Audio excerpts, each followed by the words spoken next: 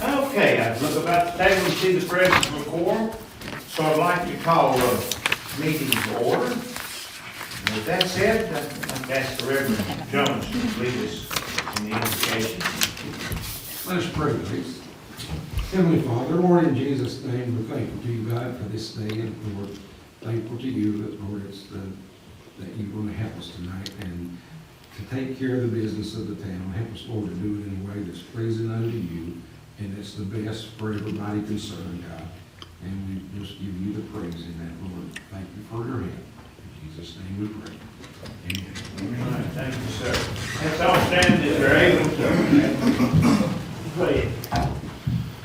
I pledge allegiance to the flag of the United States of America and to the republic for which it stands, one nation, under God, indivisible, with liberty and justice for all.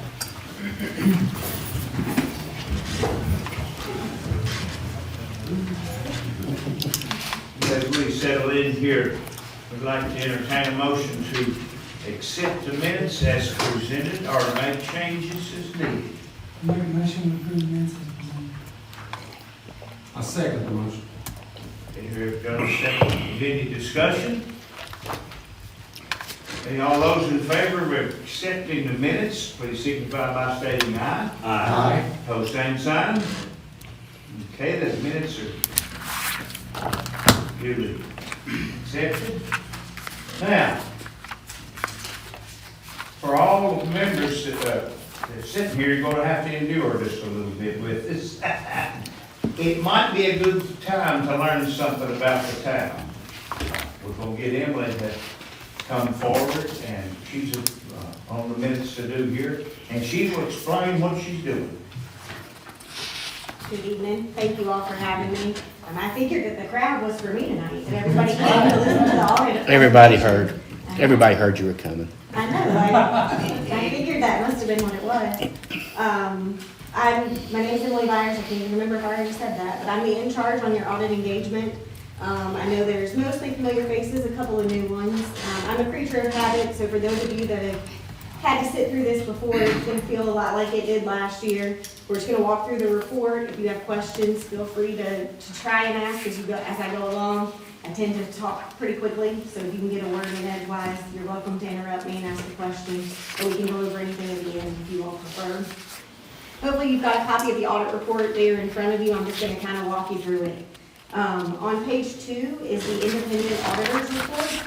This is essentially where we state or opine whether we think your financial statements are materially correct in accordance with all of the applicable accounting standards. You all have a clean, unmodified opinion, so that's what you want in your audit report. That just means that we think that the numbers and the information contained in your report meet all of the applicable standards and are materially correct, so that's a good thing.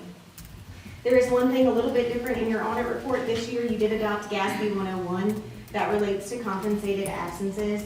Previously, we recorded amounts that were due upon retirement. You would have to pay out if employees separated or retired from the town. Now you have to accrue balances for both sick and vacation or PTO, all of those balances that they might use in the next year if they're allowed to carry them over, as well as pay out. So you just implemented a new GASB standard that's just in there to make you aware of it. It's not considered like a modification to your report. On page 5 of the report is the management's discussion and analysis. This is put together by Monica and your consultants each year. This is really just a summary of the financial statements. So I'm sure that you've all read this whole report in its entirety from front to back. So if you don't know what the highlights are, you can read the management's discussion and analysis, and that'll kind of point you to the key takeaways from the year. On page 11, start the basic financial statements. You'll see exhibit numbers up there in the top right corner. Exhibits 1 and 2 are full accrual financial statements. That's your general fund and your water and sewer fund on full accrual. That means that it includes long-term major items like capital assets, long-term debt, and things like that. On exhibits 3 and 5 are your general fund on the modified basis of accounting. That's essentially cash basis, and then it goes out about 60 days after year end to pick up receivables and liabilities that are due in the near term. That should be more similar to what you see on the cash basis financial statements or information that you get throughout the year. Exhibits 4 and 6 kind of walk you between the modified basis statements for the general fund to the full accrual statements. Exhibits 7, 8, and 9 are your proprietary fund. It's a balance sheet, an income statement, and a statement of cash flows for your water and sewer fund. So those are full accrual. They just look a little bit different than exhibits 1 and 2 and show the information in a different way, but the totals are the same. I won't go into the numbers too much. A couple of things that I think I usually tell you all. I do take a look at your reserve balances to make sure that you have sufficient reserves on hand to get through the next year at June 30th should something happen. When I do that, I look at your cash balances compared to expenditures. I look at both your general fund and your water and sewer fund separately. I also take a look at your unrestricted net position or fund balance compared to the same expense number, just to see, those should kind of mirror each other, but just to make sure that they're moving the way that I would think that they would. No matter how I look at it, you have really strong reserve balances, so I think that you ended the year really strong at the end of 2025. So that's what you want to see. I won't go into too much other detail about your financial statements. You guys had a pretty routine year. You had some fixed asset activity, you had your sidewalk project going on, a water line replacement in your water fund. Otherwise, debt payments like normal, took in tax collections, took in water and sewer payments. It was basically a pretty routine year for you all. You didn't have federal dollars over $750,000 during the year, so we didn't have a single audit. I don't think that we had that last year, but a couple of years before we had single audits that we had to do. The next section of the financial statements start on page 20. That's the notes to the financial statements. So if you're looking at a number on the face of the statements and you're not really sure what comprises that total, you might be able to look to the notes to the financial statements and find a definition of that amount, or maybe some more detailed information about what comprises the total. Like if you're looking at the fixed assets total, there's a note disclosure that tells you that that's comprised of land and buildings and CIP and things like that. All the way back towards the end of the report on page 60 is what I refer to as the yellow book report. Here we take a look at internal controls as well as some compliance-related items that the APA requires that we test. We do have one item that gets disclosed to you all every year regarding segregation of duties. You don't have sufficient staff to fully segregate duties, so we just have to make sure that we've made you aware of that. There's not really a whole lot that you can do about it, other than hiring more people, which isn't really feasible for a town of your size. It doesn't really make a lot of sense. So we're just letting you know that again, just like last year. Otherwise, we had no significant deficiencies, material weaknesses related to internal controls or compliance-related items. So 2 different types of auditors' reports, and aside from the segregation of duties, no findings or issues noted as part of our procedures that we perform. So a clean audit. The segregation of duties one, is it pretty common in this area, in our locale, in our region? It's common in localities or entities of your size. Okay. You would need to have at least 3 people in accounting to fully segregate duties. So it's just kind of difficult to have 3 full-time staff at your size. Outside of the financial statements, we also issue a governance letter. You all have a pretty standard boilerplate letter. It looks a lot like it did last year. I think the only thing that I changed on this year was the date, and then to tell you that we implemented GASB 101, which we've already kind of discussed. We had difficulty dealing with management, and would let you all know that. Since they're sitting in the room, I can't really tell you that. You've got great people. We love working with you all. I don't get to say that everywhere, but we really enjoy working with them. They do a great job of getting us the information that we need. We come in a little bit like a tornado. We request things, lots of information up front, and then lots of questions while we're working on it. We really appreciate that they not only upload the information in a timely manner to us, but are readily available to help answer questions so that we can be efficient. So you've got a great group of people working here. The other thing that we issue is a separate management comment letter. There is one pretty picky, small item related to unplanned property that's mentioned in the management comment letter. I don't really go into too much detail, but just kind of letting you know that that comment was issued. It's pretty uncommon to have no real comments or findings as part of your audit, so I think that that also speaks volumes to the work that Monica and Jason do throughout the year for your financial statements and keeping your books in good records. That's all I had to go over with you all. If you have any questions, if you have any challenges. Basically saying we're financially sound. Yes, I did. You haven't done it all yet, Bob. I appreciate your humor. Yes. It's necessary when you fool with us. I do appreciate you saying that we've got plenty of reserves, because we've been trying to work on that a little bit, but even after all that, we're still in good shape, so that's good to know. We've been spending some of that money. Exactly, we have. Yeah, don't go spending all of it. We're not. We gotta put a little bit in there. Yeah. We appreciate you taking time for us.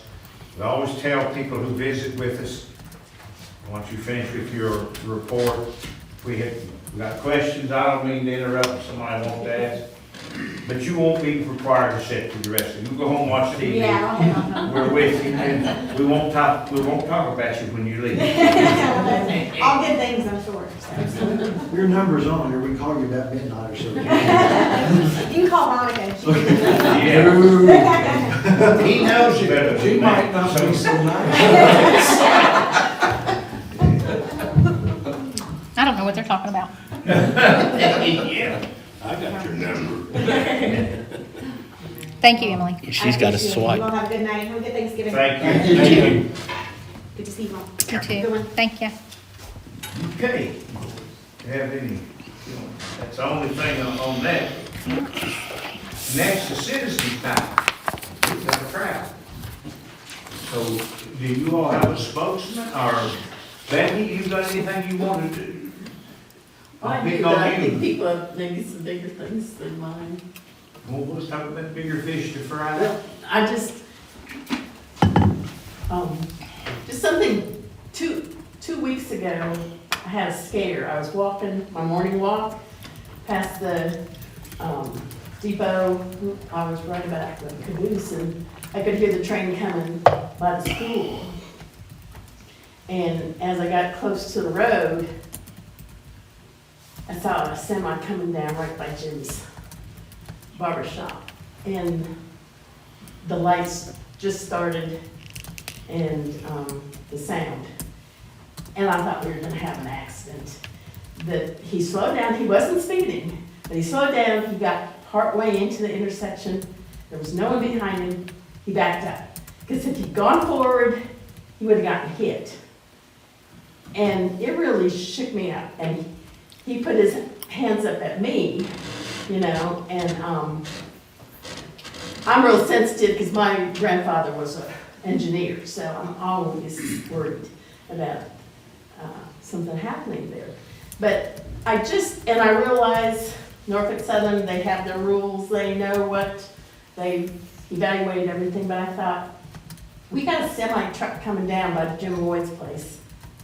And those lights and the sound, it doesn't come on very early. The train was going slow. It wasn't one of the fast trains. But I just thought, it just seems like it's a short distance for a semi to stop from the barber shop to the railroad tracks. And I don't know if Norfolk Southern needs to relook at the timing, but it was close. It was really close that day. I was ready to hightail it because I thought it was going to be nice. I can call some people and see if it's possible to adjust the It sensors. just, when you're on a hill and a short distance for a semi to stop, and he was not speeding. So he got through before the arm fell? No, he got partway into the intersection just as they were coming down. Okay. But he was able to back up, there was no one behind him. If there'd been someone behind him, I don't know what would have happened. He was hollering for Leroy. But I was really shook up, and it was 2 weeks ago, and I hadn't thought about it too much, but now my legs are weak again. He was into the intersection, not the crossing, He was into the cross. into the crossing. He was, He knew he straddled the tracks. was right getting on the tracks, but he realized he couldn't get through. And he would have broken the, Mm. but I don't think time-wise he could have gotten through before the train came. Just something to be aware of, that maybe Norfolk Southern needs to reevaluate their timing. Okay. Anybody else? Okay, we need a spokesman to come forward here to get us started. Doug, or, I'll go after you. after me? Okay, I mean, I'm just up here for, follow up on the request to take that the letter was made last meeting for the Sherwood Estates homeowners. And just Mr. Rushback, I interject just for a second. We don't, this is not a hard and fast rule, Mhm. but we'd like, 3 minutes may not be enough time for you to do. But anyway, if you need more than that, you'll be given that. But like I said, so that we can keep things rolling. no, that's fine. And I think just to respect everybody's time, I'll just, I could answer questions if that would be quicker, but the letter pretty much, you know, speaks, it is a pretty good outline of what we were asking for the town, and I think they'll get a good job last meeting, you know, with information being brought forward on that. I appreciate that. You know, just the fact that you guys are willing to discuss this means a lot. Whatever decision you guys make will be fine, but if we can make an argument good enough that the town would actually consider this, and that would be why we would, you know, why I'm here tonight. So, Okay. do you have any specific questions, or? So what you're wanting, let me make sure this is right, is you're wanting to put an easement on lots 2 and 3 to get to 1, correct? The pond, the maintenance basin is at the bottom, or the back of lots 1, 2, and 3. So access to the basin could be really, it's easiest access through lots 1 and 2, Okay. So it's 1, 2. and or 3. I mean, the easements will be drawn up however is the easiest for the town. So what you're asking is for an easement to be, however it is, for it to be made so that the town could get in to that area and maintain the mowing and things like that for the detention pond, correct? Is that in essence what you're asking? That's basically the gist of it, yeah. You're asking the town to consider? Mhm. Okay. And it may sound intimidating, but it's really not. I mean, it's basically just a grass wall with a grass berm with a pipe in it with some stone around it, so. Jamie helped, we did bring it up, it's in good shape. We did do quite a bit of cleanup on it and maintenance on it or this fall, so I don't know if y'all know or have looked at it here recently, but it's in pretty good shape. I think it's about as good shape as it was since we put it in, so. And then I was at the last meeting, you had said something about, I can't remember specifically what it was, about putting up a certain amount of money up front for, that the town could have in an account to last for a certain little bit. That'll be good too, we were open to that. So, history back on it, I mean, Brew Tree Land started the subdivision in '97. And with the intentions of honestly then turning out about how it turned out. So, you know, back then, that was kind of a new, you know, building the subdivision, you know, the late '90s. There really wasn't one much around here. We tried to do it right. So part of what we developed up there required that basin to be in for those lots to be subdivided. And we put the road in, you know, as it stands now, so we did all that work, so.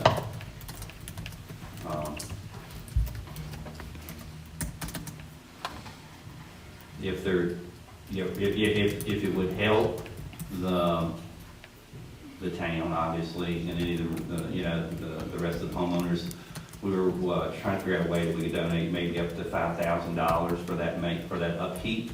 You know, that would last for a while, but I don't know if the town can accept funds like that. I don't know. Who would donate? It would be Retreat Land, and that would be myself and Ed that would have started that subdivision. Just the one time? I mean, I think that would have covered for a while. So, Am I right in saying that that wasn't on the table last meeting? no, it wasn't. Okay, That was I just wanna something make we sure. brought- that was just I something that come understand up that. since then, Okay. so, but I think there was, Alright. you know, the lot owners were open to some type of, you know, yearly, you know, fee or something to upkeep it, but I don't think it, you know, I honestly don't think so. Although you got into a little bit of the cost on it, I mean, it'd basically be like, you know, 2 or 3 mowings, you know, annually or something to get that covered.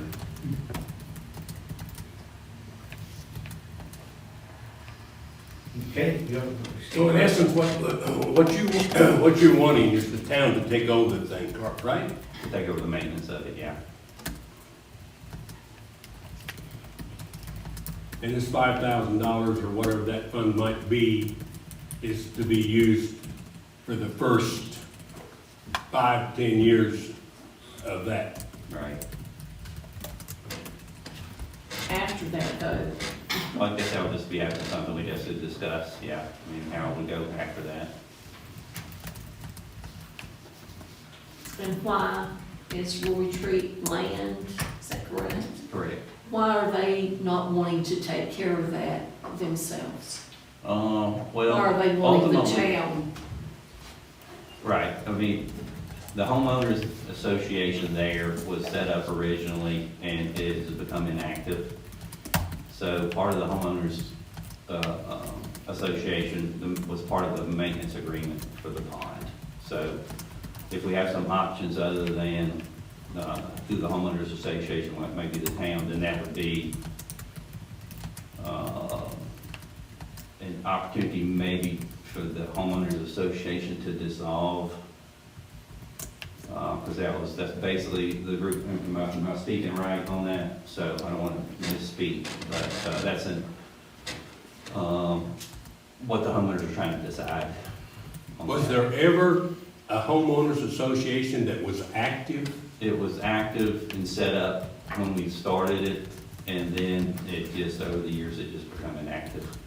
So, I mean, there's really no good excuse for it other than just, myself, partly because I just didn't,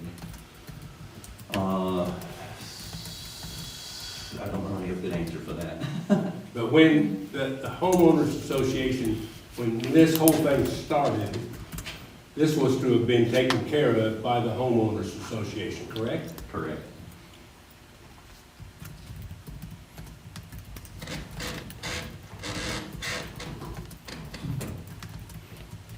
Do you have another speaker tonight? Is he gonna speak? We could probably transfer speakers here if you, Okay. and it's sort of open. We can ask questions of you and him at the same time, whatever, it'd be quite all right. Come ahead, sir. And remember, it's like he's done a good job on time, and we appreciate, his consideration.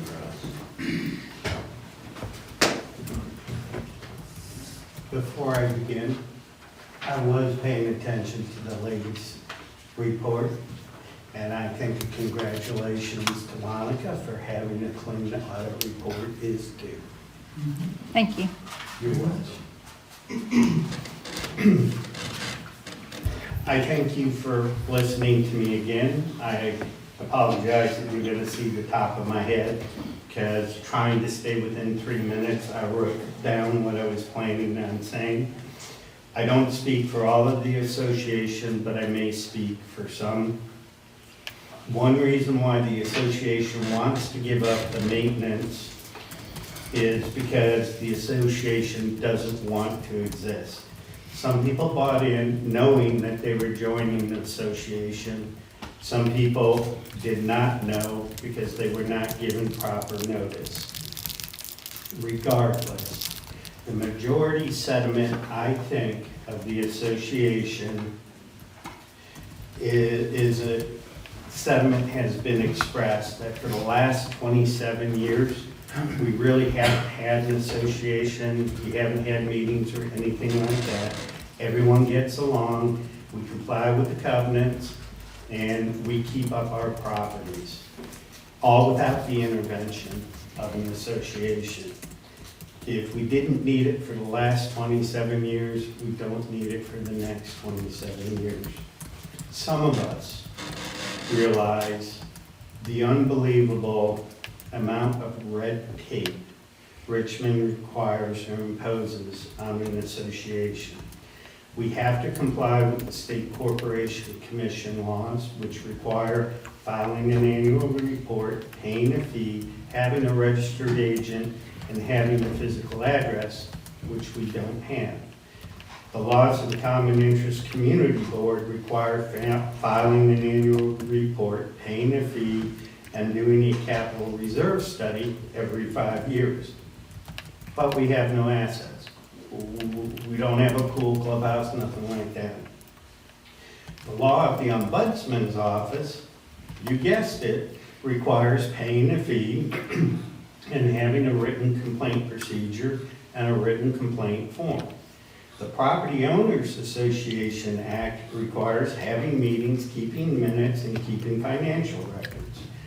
The Virginia Resale Disclosure Act requires every time a house is sold that a resale disclosure packet be produced by the association to be given to the buyer.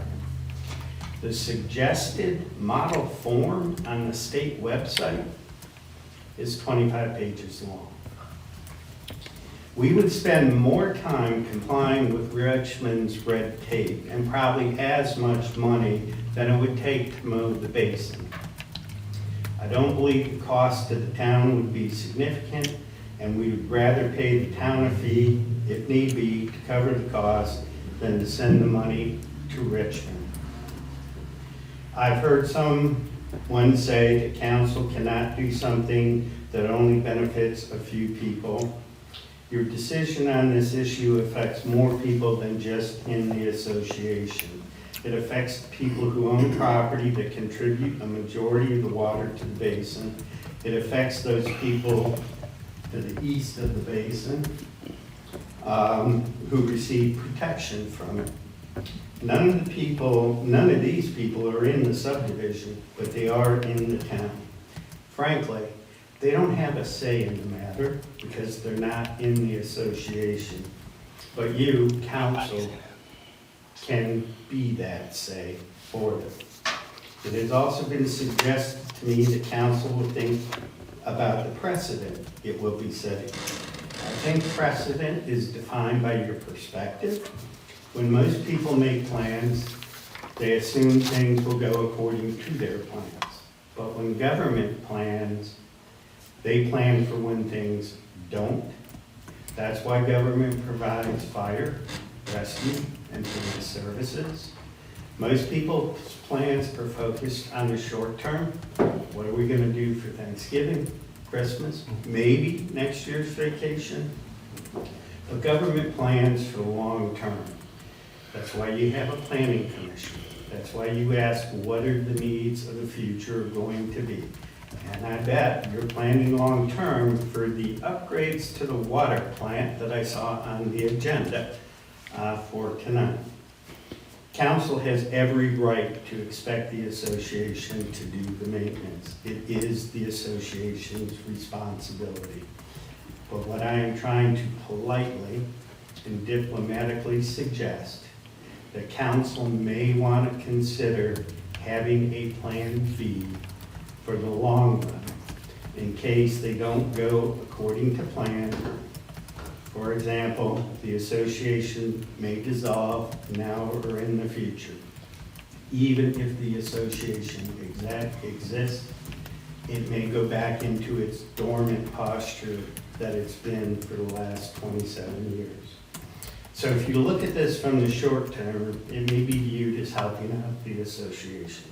But if you look at it from the long term, it's helping out more than just the association.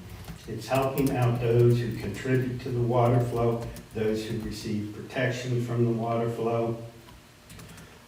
Both of those people, both groups that live here now and those who will live here in the future. I think the precedent of addressing an issue today to prevent it from possibly becoming a problem tomorrow is a good precedent to set. I am happy to answer any questions. If I don't know the answer, I will look into it and get back to you as fast as I can.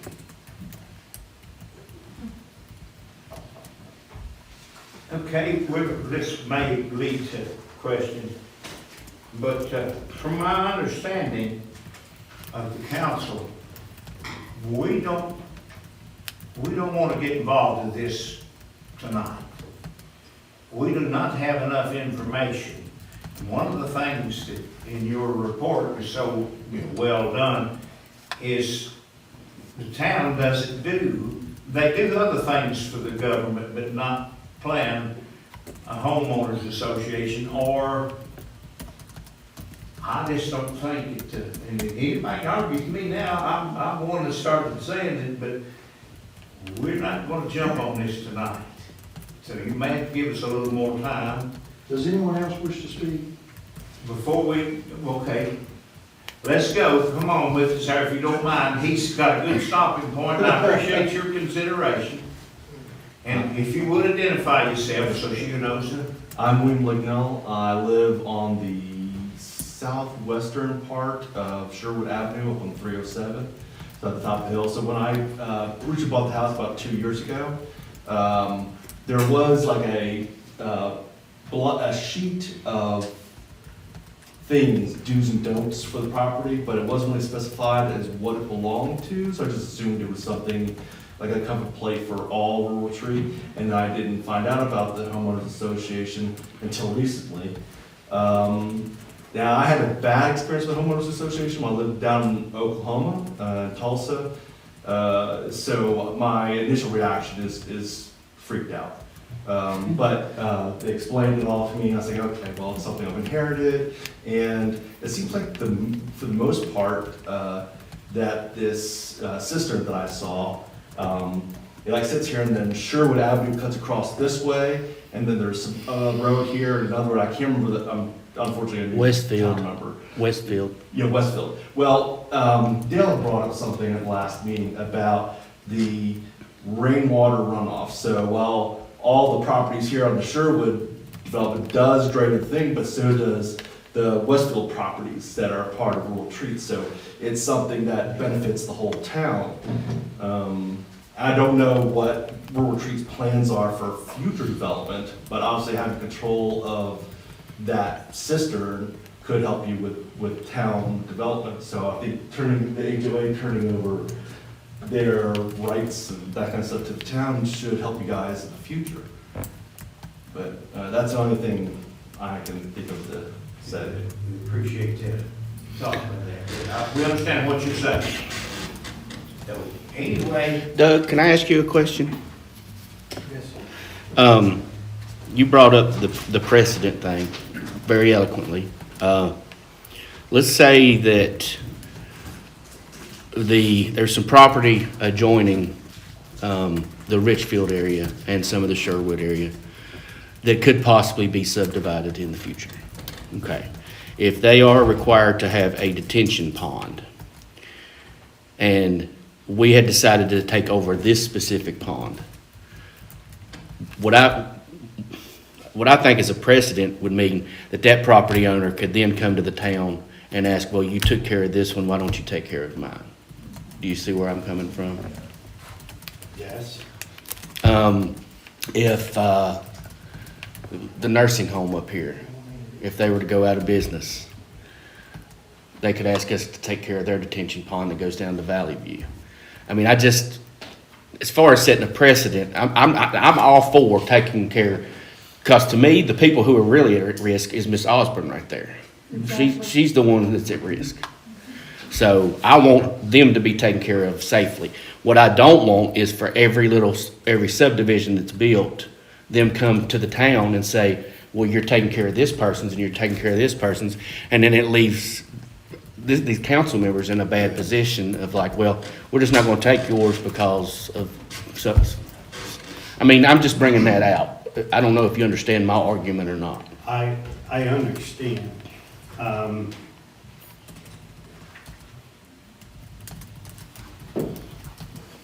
I do know currently, well, let me rephrase it. I have been told by people who regulate this that the laws have changed since 1997 when this thing was approved. Currently, if that property, I call it farm field, is developed, I believe it will be DEQ who will be involved in this part of the process. When they issue a soil disturbance permit, before that permit is closed out, they will require to have a written maintenance agreement in place, and it will be recorded in the courthouse, setting forth, and it's not, there's a written maintenance agreement in the courthouse. There is a plan and approved by them as to what should and should not happen. To my knowledge, we don't have anything like that. And I am not 100% sure on this point. It could have been back in '97. They did not require such a thing. I don't know if that accurately addresses your concern. I do know from speaking to DEQ people, they go after the operator, which would be the nursing home, for if they were the one who built the thing.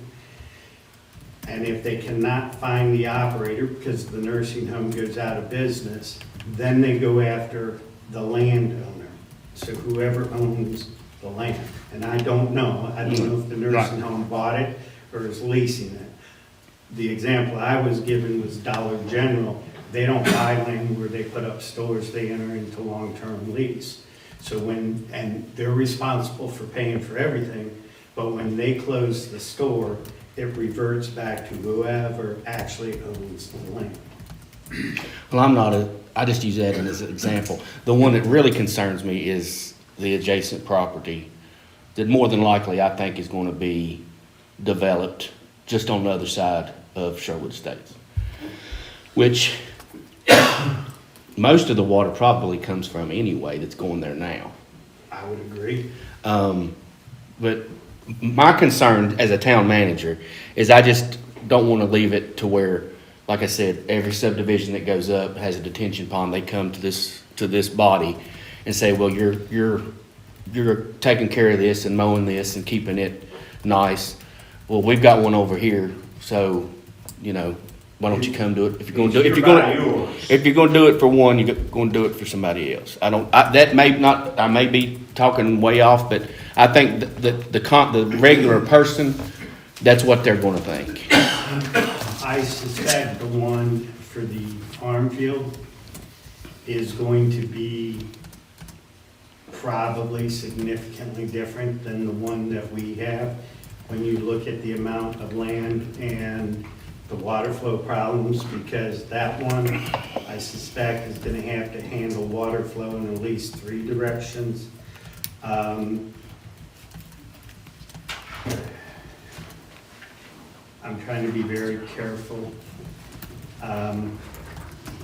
If the association had been set up differently, at the very beginning, if the association would have been given the plot of land that this thing sets on, then it would be the landowner. And I think under the new regulatory scheme, it's a little different. Our only obligation is the maintenance. We don't own it. And somebody in the future is gonna own it. It's not gonna be us. I don't know if in the new development is developed, how the developer is going to handle this situation, and I suspect differently, because everybody learns as they go on from what worked before and what may not have worked before. So again, I'm not sure I'm giving you a good answer, Jason, but that's I'm not sure I asked a concise question. No, I get your point. I get your point. I agree with everything Jason has said. We have to look to the future of what could probably happen to another piece of land and what could probably happen for them to come in here and ask us to take over something. Another question I have is, who actually owns the property it's on now? Rural Retreat Land? Yes. You actually own it? Right, I own the last 3 lots, 1, 2, 3. Okay, so it is actually yours. The retention thing is actually yours, correct? The basin is on those 3 lots. Correct. You know, and then what the homeowners is the maintenance part of that basin. And then that is what, yes, the homeowners, or the owner of those lots right now, day to day on the lots. The maintenance for the basin would go through the HOA. Which is all in the subdivision paperwork when the subdivision was set up, correct? Correct. And Rural Retreat Lane set up the subdivision. They made the subdivision. So aren't you still responsible for it? Correct.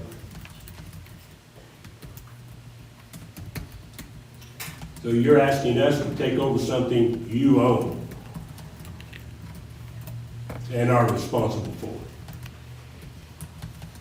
That is a complex question. He owns it. DEQ, as him being the owner, will look to them, but the declaration for the subdivision says maintenance shall be done by the association. It's kind of split a little bit, and if the association goes by the wayside, it may fall back on lot one. I don't know, because now I'm speaking for DEQ, and Don't go there. But am I right in saying, Nick, and you can jump into it if you want, to make sure I understand, if the homeowners association dissolves, which is what you want, and I understand why you want that, I mean, if they dissolve, then there's no really legal requirement for you as Rural Retreat Land to maintain the water retention pond. Are you dissolved from that? If the HOA Because the dissolves, HOA dissolves. that would be the issue, yeah. And so if we take over, if we come into an agreement and say we will do this, then seeing as how the association has not been active for years, 30 years, you could easily dissolve it and then absolve yourself of all responsibility. Is that in a nutshell? Or am I overstating? I would have to double check that, Sean, I'm not sure. All right. The answer for. I mean, that's my concern is that. We just don't have answers. Yeah, for it. we don't have enough It's, to go on. and one of the things that you, as Jason said, eloquently put, is the paperwork is 10 times the cost Yeah. of mowing. Hello, Pete, somebody give them $25 and let them mow it, but I don't think we want that paperwork. I mean, you're piling something on that we don't know anything about. And I am hesitant to, for myself, anybody else say what they want or need to say, but I'm more afraid of the paperwork. The mowing's nothing. But the the responsibility can be a nightmare. And I just, in other words, somebody wants to say, for us really to discuss this, we need a motion to second. We don't have either one on the floor. And that's not to say we're ignoring you, but I think we need to before we jump, we're gonna have to know more about what we're jumping into. Can I just make a motion to table until we get more information? Because I think that's what everybody's hearing. Second. All right. Any discussion? I think we've got one more that wants to speak. If I'm not mistaken. Is it for the For HOA business? for what we're about to, Yeah. Now, let's do that. We'll hear him and then, but we got a motion on the floor. What do we do now? You gonna wait till he speaks and then do it, or you wanna go ahead? We wanna table it. We're not gonna make any decisions. We need to come back to it. So let's say all those you in can go ahead favor and table it. All those in favor want to table, please signify by stating aye. Pose same sign. Okay, but that legally lets us and you, we'll have to hover a little bit. Mr. Mayor, I stand here and commit myself to give any help to any work group, any work committee, whatever you all want to do. Just have somebody let me know when it is and I'll show up. Thank you. We appreciate Good it. job. All right, got one more you want to speak? Can we talk about it? Okay. Well, I'm sure since we tabled it, we can. Well, it's been tabled, we can still talk about it. We'll listen to you. We're not Okay, gonna- well, I'm just somebody that lives up there, I'm gonna talk a lot more layman's terms than everybody else, but basically, how I feel about it is, the homeowners association was, best I can tell, never created as far as a president, secretary, treasurer, that whole thing. So it never was put into place, right? So now that this last lot, everybody's got all the lots sold and, Mr. Musser owns the last 3 lots, I think, we mentioned in the first meeting that we wanted the dissolve of the HOA altogether. And that was agreed upon by most of the homeowners that, didn't want it. And so basically, with him having the last 3 lots, I think that it's the responsibility of that landowner to take care of those lots.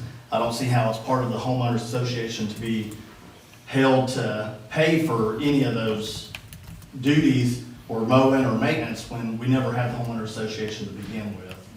So that's my take on it. I don't think that it makes any sense. Like Jason said, if I buy a piece of property that's in a flood zone, to come up to you guys and say, will you guys take over my property? I still own it, but, so that's my take on it. I have no interest in paying any fees, any additional homeowner association fees, and everybody else feels the same way too, so. That's my take on it. We appreciate you All right. coming forward there. I'd like to say one thing, if you're talking about the people on Sherwood, they're not the ones that see this water that comes down through their gardens or backyard. It goes through Westfield, it goes on to Fry, it goes on to like where it comes out in the road and down Chickapin. So that's the ones that we really, should stand up for. Because they're the ones that the water runs Right. underneath, if they have buildings or gardens or whatever. Or But through the yeah, house. Yeah. That's my thought. Okay, now, what we've done, and it's quite evident, is tabled is, Jason's gonna have to do a little bit of homework. We're gonna have to find out the legal ramifications for us. If you all would it's taken care of, won't have to mow anymore this year, Again, my concern is, and he scared me pretty good when he got talking about all that paperwork. So that's the big concern for anybody. I don't know whether they're making you do the paperwork, but they will. Yeah, that's unfortunate. And they fixed it so, well, don't get me started, I'll tell my politics. So with that said, we've officially tabled it, and it's my job a lot of times to make this statement. You all are not required to sit through any more of the meeting. If you would like to go home and watch TV, we have right much work to do. So that's the sort of reason why that I try to keep it as short as possible. But we thank you all for your interest, and anybody wants to stay as well. Thank you. For your time. Appreciate you.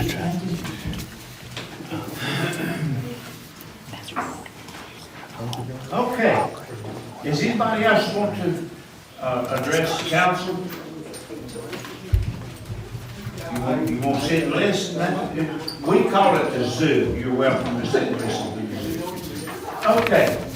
That takes us to correspondence. Do we have any correspondence from the town office? No. No, Do we sir. have correspondence from the council? Anybody want to bring? Well, everybody's got that down. Derek? Mayor, I had 11 incidents for the month. Some of them include assisted rescue twice, had one welfare check. Two, looking at the wrong one. 2 disabled vehicles, 1 domestic, and 415 miles patrol. Halloween night went great. Didn't have no trouble. I'm still amazed at all the kids that come here to retreat. It's a packed house. And the parade's next Sunday, so we should have everything ready for it next Sunday, 2 o'clock. 2 o'clock. He's directing at me. I gotta make sure that I count the days.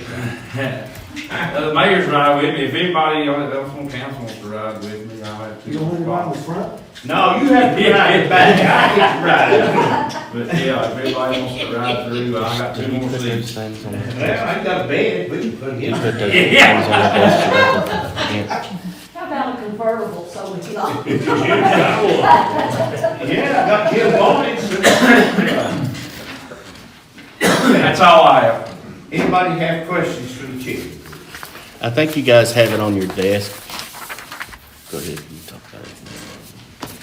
The Christmas Yeah. after the parade. That's a great idea. So Mom, that's you did that. Santa Claus, the parade will still end at the firehouse, but they're gonna bring Santa Claus up to the farmer's market pavilion after the parade.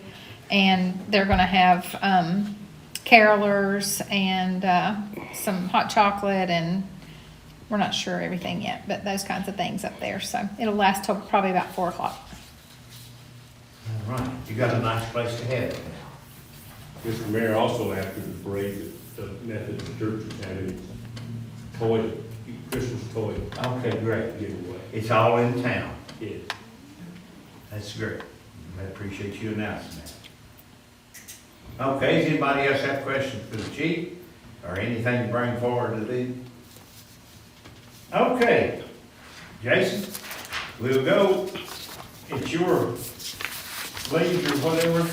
You got downtown, I know that y'all, there's a tremendous amount of work done, and it's weather coming on, so like I say, when you put your windows in before winter, or are you gonna leave what's up? I would say they'll be in before winter's over. We're trying to get the general contractor in there to start on those bathrooms as quickly as possible. That's the first thing we need right now. The splash pad is at a halt. The playground, they could be putting it in right now, but I think I touched on this at our last meeting. We kind of wanted to open everything up together. We didn't want to have a playground under construction and open the splash pad. I think we kind of, we thought it'd be safer and better for the public if we opened all that up at one time. I will tell you, we did bid out the remainder of the project, which involved curb and gutter, sidewalks, grade work, and things like that. And we had a specific budget that we were looking at. We got one bid, and it was $800,000. So we denied that bid because of budgetary confinements, or I don't know if that's the word. So now we're either going to have to find a general contractor who will agree to take on the project and sub out everything under his supervision, or the town is going to have to bid out each project individually. Which, if we do bid out each project individually, it's not that big a deal to me. We can probably, I'd rather have a general contractor that just subs everything out. But if it turns out to where we have to bid everything out ourselves, it will be a lot more than it would be if this bid would have came in on anywhere close. But I don't think it's something that we can't handle. I mean, we bid out stuff all the time. It would just be a contractor, a grade company, and then somebody to put in the pipes and stuff and electrical work. So don't think it'd be that big of an issue. Derek, I don't know whether anybody thought about it. It'd be a shame to put those in. I don't know whether we've got vandal problems. Be a shame to put those windows in, and then through the winter, we're not watching it close. And if it can be, later on, the longer and then when everybody's there, they can't do as much vandalism. So that's something to think about. In the last meeting, somebody had said something about getting going with the other side. I did reach out to an engineer in some other localities. One in particular is the Country Club, about their pickleball courts. Some of them are concrete and some of them are asphalt. The concrete ones require less maintenance, but are more costly than the asphalt type surface. I'll reach out and get quotes for both of these. After I had done this town manager's report, I did hear back from the engineer, and he said that he felt concrete was the best way to go because asphalt tends to crack, and he said you'll get a lot better product and a lot better, It'll probably last longer. if you go that direction. I had sent some to you, and we've got some time on this just because of the temperatures, but we did get some sample renderings for a mural on the north side of the building at the park site. The weather will need to be warmer to complete this because of the type of paint used for this project. And like I said, we've got plenty of time, but the town, we do need to decide what style, and when I say style, do we want a more traditional style? Do we want one with the letters, with the animals inside of it? I mean, there's all kinds of things that we can present to you, just to see, we can put those renderings of some of the old pictures that we have here in Town Hall that I think this muralist would make look pretty much like it was on that wall. That picture was on that wall. I don't know how you guys feel about that, but, and I've also reached out, talked to Brian Reed, to Friends of Southwest Virginia. They do some funding for these murals, and we may be able to get some funding for that. And I've also had a lot of people, 2 or 3 people here just recently, approach me about a love sign like a lot of these other towns have. And I reached out to the Department of Tourism, and they still do some funding for paying for those. So, those. Do you need to, and sorry to interrupt, do you need a committee to help do that? I would like to have a group to just sit down with a muralist and let him go over some of the, me personally, I like the more traditional lettering with just, pictures of stuff here and there, instead of me trying to, Well, do you have? it's hard for me to anybody decipher. That would like, out in town. What I'm gonna suggest is maybe we get Alma and Jim to represent the town, because we can't get 3 together. That'd be fine. Do you all mind, Jim? You mind? Now, it's sort of bad to appoint you and ask if you want to, That's all. but maybe you can help get us somebody else to come from the town. There's a couple right there, one of them could maybe. She's turned her head, that's the one. I think, Well, upon her, Tim, she wasn't listening. I'll teach you to talk in class. honestly, if, All us. I'm not trying to belittle anybody, but if I was gonna have somebody from this town, it would be Chris Rakes. Oh, absolutely. Yeah. And then you've got 2 representatives. Do I need to ask Chris? Can you find Chris? I got Chris's number. That would be great. And then I can just get with the muralist and meet up here one day, maybe at lunchtime or something, and go over some of It'll those. take up a whole bunch of time. Now, Chris is good. But yeah, we can do that. Okay. Is I mean, that all right with you all? That's What's great. this committee gonna be called? Mural The mural committee? planning committee, something like that. Whatever. Make it sound, they like to come when it's bigger sound.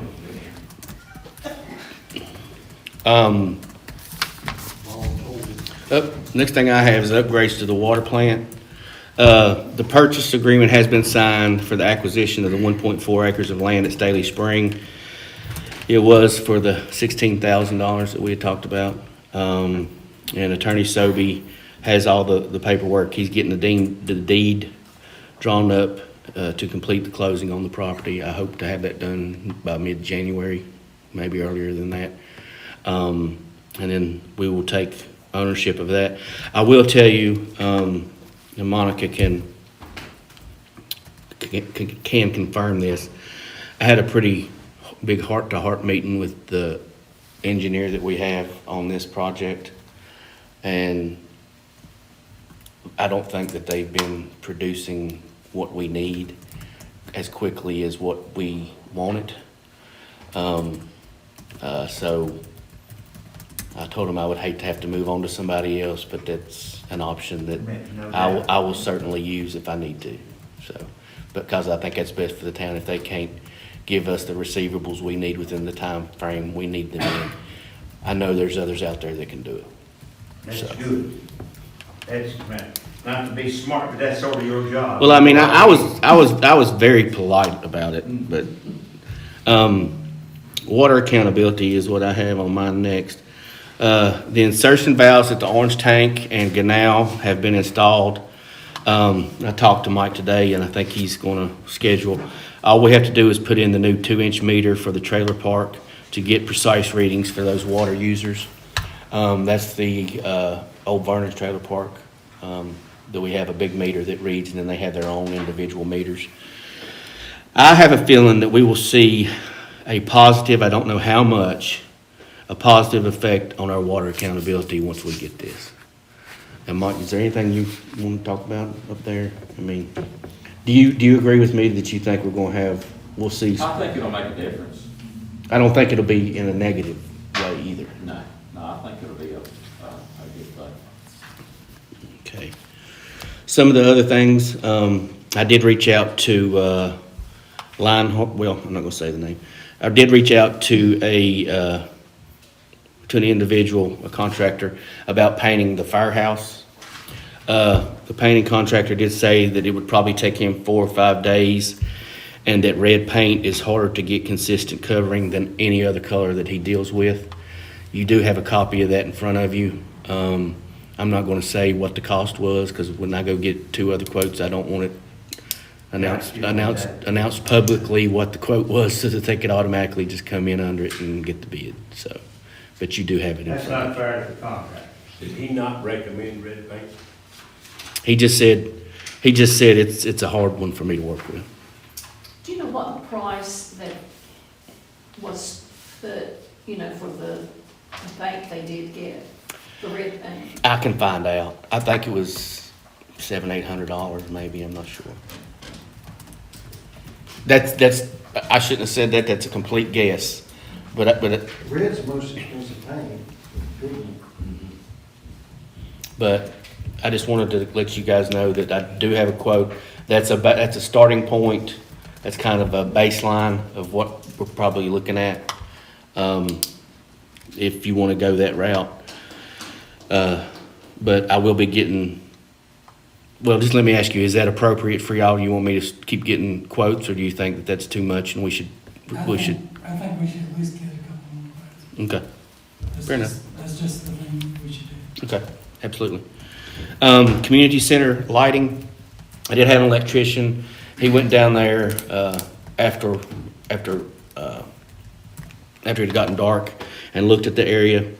He does recommend LED lighting to be installed on the east side, near the side door where it goes into the kitchen. Also, on the back portion of the building, and on the southwest corner when you first pull in, right there where the chairs and tables go, in that vicinity there on the outside, to light things up. He asked me about putting some lights on the opposite side of the pavilion, and I didn't think, and I'd reached out to a couple council members, I didn't think that was appropriate, only because when the landing zone is being used, they use night vision to go into that area, and any bright light that you're shining in that area just makes it more difficult You for need them. to shine more on the community center. We need it in the parking lot instead of in the back. Right. So, and those lights, I don't know if you can remember, but what we're shooting for is, we had put some lights on the front and back of the stage that we turn on when the event is over with.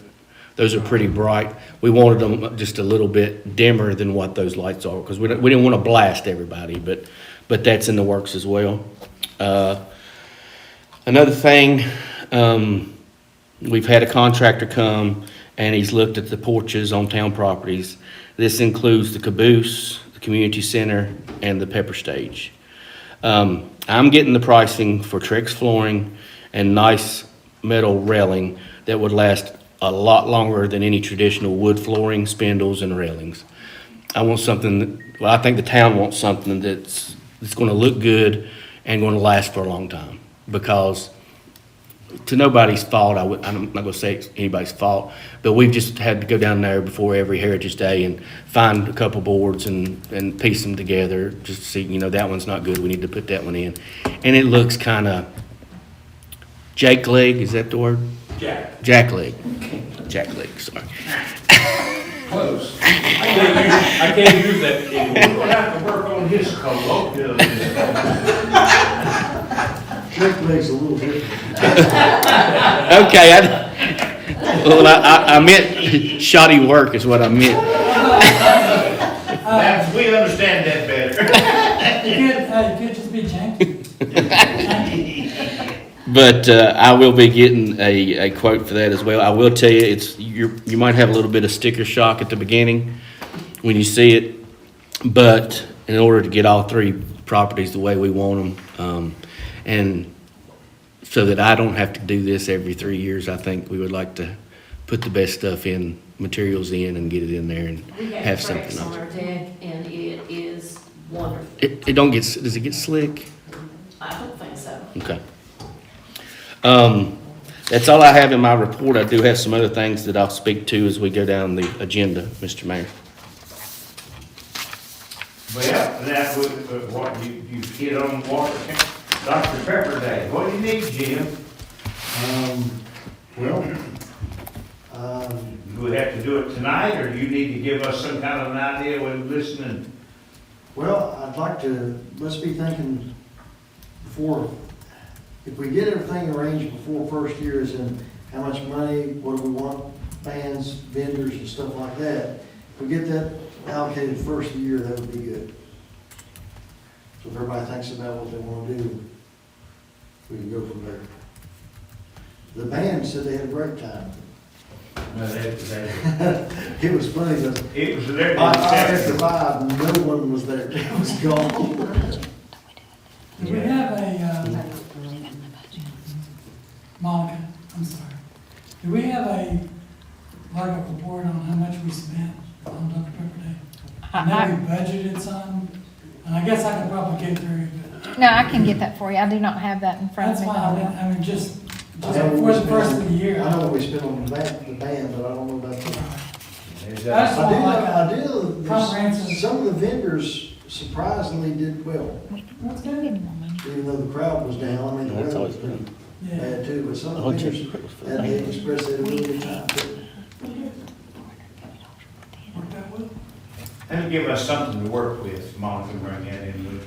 Okay, it just for logistical, if he's wanting something done by the first of the year, I'm assuming, are we going to dispense with the meeting on the 23rd of December? And that'll be the only meeting we would have to do this tonight. When they say the first of It January. doesn't have to be the first of January, just No. first of the year. Okay, I just wanted to, Yeah, Yeah. but we'll get that, we'll get some information. Shame for us to work without We need to do it really during new good business. Spend some money. numbers to work with. Okay? And Monica, you know anything about Heritage Day? No. Okay. Well, that takes us through the unfinished businesses. What about the derelict properties? Where do we stand? Oh, okay, Yeah, that's that's good, sure, thank you. me and Mr. Sobey's working on that. I haven't, to be honest with you, haven't had many conversations with him about it. He did say that specifically, one that's actually on the tax, tax sending off to collections, if not being sold on the courthouse floor. He said that one, he thinks we definitely have a case with, but I'll get with him and get with you by the next meeting on that. Speaking of Mr. Sobey, I understand he's planning on retiring. I'm gonna reach out to he recommended Mr. Paul Castle, or is that at Abingdon, another one? Anyway, I have two that he'd like for me to reach out to and get some comments and see if they would like to be our town attorney. Do we know when he's going to retire? Probably around January. January 1, that's what he told me. Oh, we need to be looking real fast, don't we?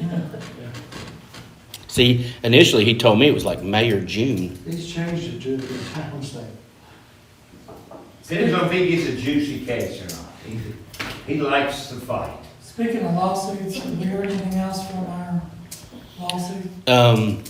He sent me some information, and I sent him back a question, because I didn't understand what he sent me, because it You was talking about Sobe? no, I'm talking about Brad Stallard with Okay. Penn Stewart. You talking about the JG Court? Yes, yes. And ask him to call me, and he's yet to reach out to me. I'll touch base with him again tomorrow. I do know that it's been to the courthouse. They have been given their notice. They neglected to get their answer in. Basically, they ignored it. So at this time, it's in the court's hands to whatever their next step is. And what he had told me is what their next step is, which I didn't understand. So I go through Mary Blackburn, which is his paralegal. She sent it to him, and he was supposed to call me, and he hasn't called me yet. You have to try him in absentia. I just learned that word, so. You got to use it. How about that? You almost don't know how happy that makes me. We are all over the place. Now, explain yourself. It depends on whether y'all there or not. How about that?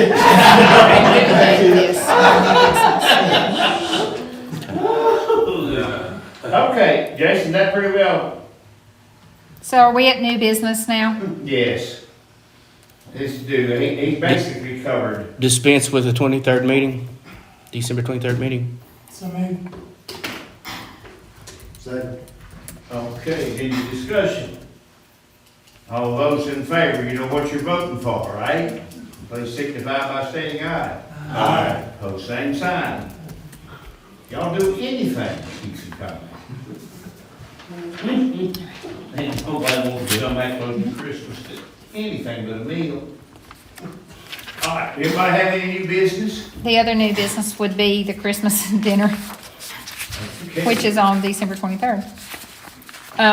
You want us to cancel it? yeah, I was gonna say, we can't eat, we can't eat. Is that- Yes, But it's gonna be lunch. Shut up, Sean. So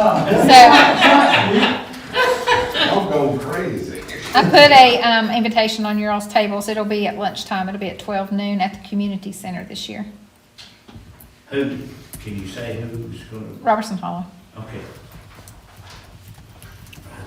Thank you. All right, did nobody want to cancel that? Do we have anything finance and appropriations? We started, okay, you go ahead. I do. Let's talk about taxes for just a minute. The personal property tax tickets were sent out.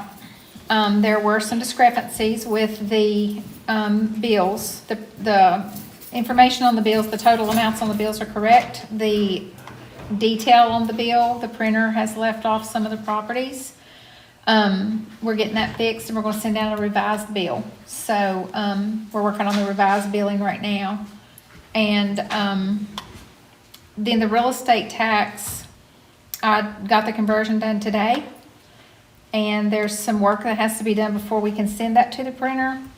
And with the holiday and the timing, I'm suggesting that maybe we should extend the due date on the taxes. Because I don't think they're gonna go out until probably the second week of December. Both taxes? Well, the personal property, we're gonna send that revised ticket out about the same time, about the second week of December. We're taking payments on those. The amounts are right on the tickets. I just wanna send the correct ticket out to everyone. But the real estate, I think if we change the due date, we should change it for everything. That's what we've been doing. Do you have a suggested date? Jason and I talked today. We're thinking maybe we just extend it a whole month and do February 5th. So it's normally January 5th, and we would extend it to February 5th. And that'll be a Thursday, and then give us the Friday to tie everything up. Okay, that's gonna need a motion. Or give Monica. I make a motion that we do that. You got that?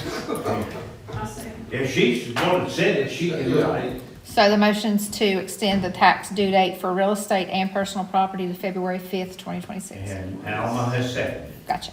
Thank you. Okay, is any discussion? All right, all those in favor, please signify by stating aye. Aye. Pose same sign. Okay. Any other finance appropriations? No. Personnel, anything that you know that needs No. discussion? We basically covered the town manager's report. Where we at? So that's it whenever you were ready. Do you have anything else for personnel and legal? Yeah, personnel and ordinances and legal matters. Okay, go ahead. We have advertised for a water wastewater operator. Got 3 or 4 applications on that. Yo, do you have a license, anybody? No, sir.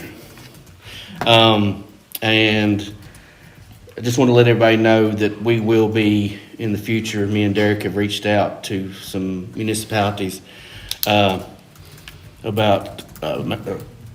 doing something probably through zoning. I'll probably get with planning commission first about living in campers outside of dwellings.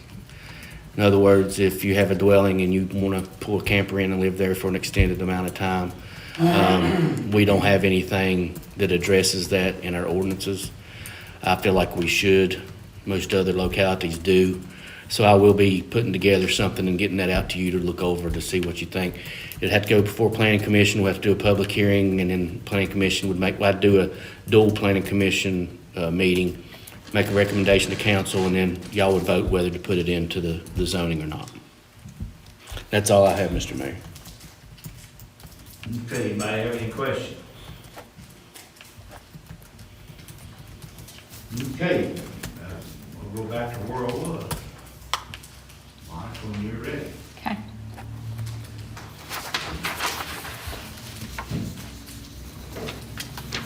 Okay, the bill run's kind of short. You all do have in your emails, I sent you the bill run for the 11th of November, where we dispensed that meeting, and Tim has signed off on those, and you do have a copy of that in your email, so you can look through those if you'd like to. This one is gonna be Atmos, $637.97. Bailey Engineering and Land Surveying, $1,087.56. BMS Direct, $1,054.50. BMS Direct again for $1,400. C&D Truck and Safety, $78.20. Clay Valve Company, $4,572. Custom Air, $5,375. Fort Chiswell Septic Service, $6,200. Hurt and Profit, $600. KC Automotive, $227.28. Lincoln Financial Group, $284.65. Melissa Edmonds, $50. Ken Stewart, $421.50. Premier Plumbing and Drain, $525. Southern Software, $306.36. And USA Blue Book, $513.81, and that's a grand total of $23,333.83. Okay, do I have any questions? Before we move on, To sign it. I forgot to ask you, did we get with the gentleman that's going to clean out the park and everything? Landscape architect? What about Is it? he gonna do anything for us, or did you just talk to him about what we want? He was here when we opened the bid. Okay, that's what I was wondering. Yeah, Did he's, he give you any insight? he gave us some, Okay, he gave us some advice on what to do, go from here. okay. He was as let down as we were, that it was as high as it was. Understood. Okay, anybody else have anything that will bring? Did you bring me, you take my paper away? Okay. We're going to ask for a motion and a second to convene in closed session. So moved. Second. Okay, any discussion? If that's it, all those in favor, please signify by stating aye. Aye. Pose same sign. What, we're going out, or